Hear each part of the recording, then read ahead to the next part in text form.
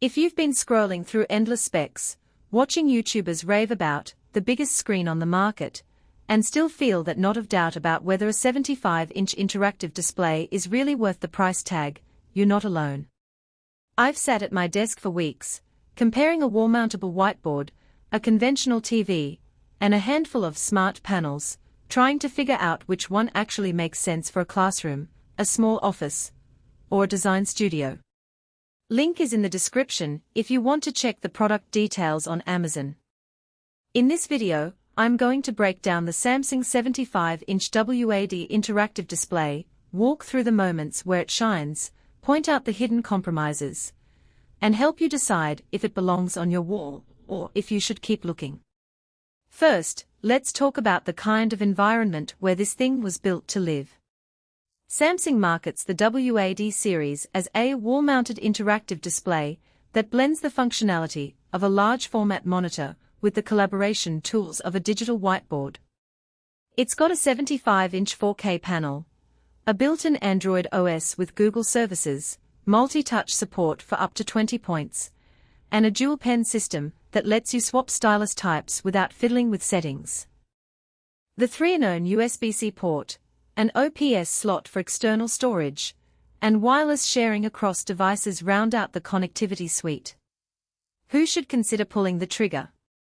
If you're running a medium-sized meeting room, think 812 people, that needs a single surface for presentations, brainstorming, and video calls, the WAD can replace a projector, a separate whiteboard, and a conference room TV all at once. Creative agencies that need a large canvas for sketching UI mockups or for annotating video footage will appreciate the low-latency multi-touch and the ability to switch between a fine-point pen for detail work and a broader stylus for quick outlines.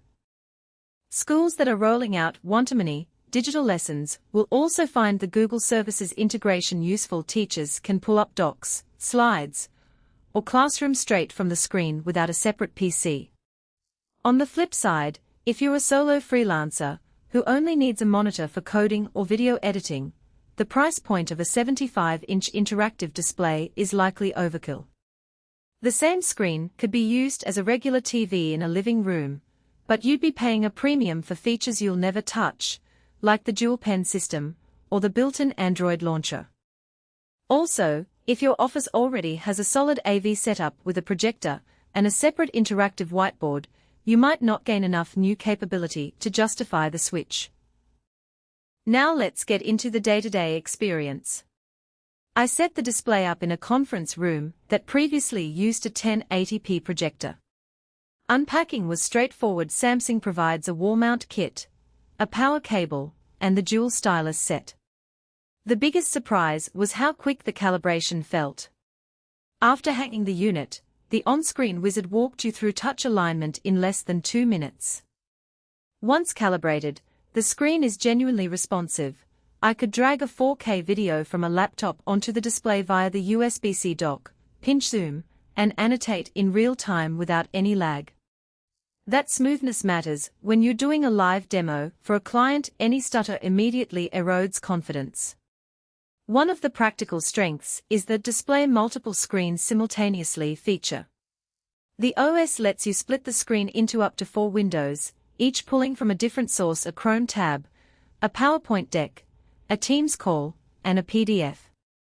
In a real meeting, I could keep the video conference on the left while pulling up a live spreadsheet on the right, and still have a whiteboard area in the center for brainstorming. Because it's Android-based, you can launch Google Meet directly, bypassing the need for a laptop.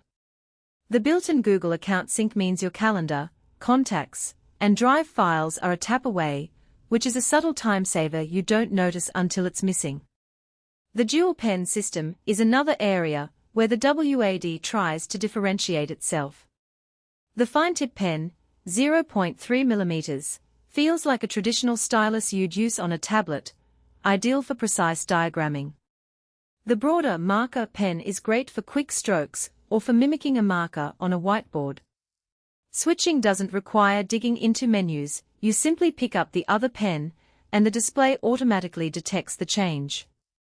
For design teams that flip between detailed sketching and broad annotation, this can cut down on the pen swap friction you'd experience with a single-type stylus.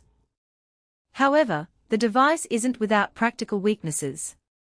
The biggest gripe from users in similar categories is the learning curve of the Android interface. While it's powerful, it's also more cluttered than a bare metal Windows PC. If your team isn't accustomed to navigating apps on a TV's display, you'll spend a few sessions just figuring out how to pin your favorite tools to the home screen. The remote control that comes with the unit is functional, but feels cheap, and the button layout isn't intuitive for quick adjustments. Most people end up using a connected mouse or a wireless keyboard for anything beyond basic tapping. Another hidden trade-off is the OPS slot for external storage.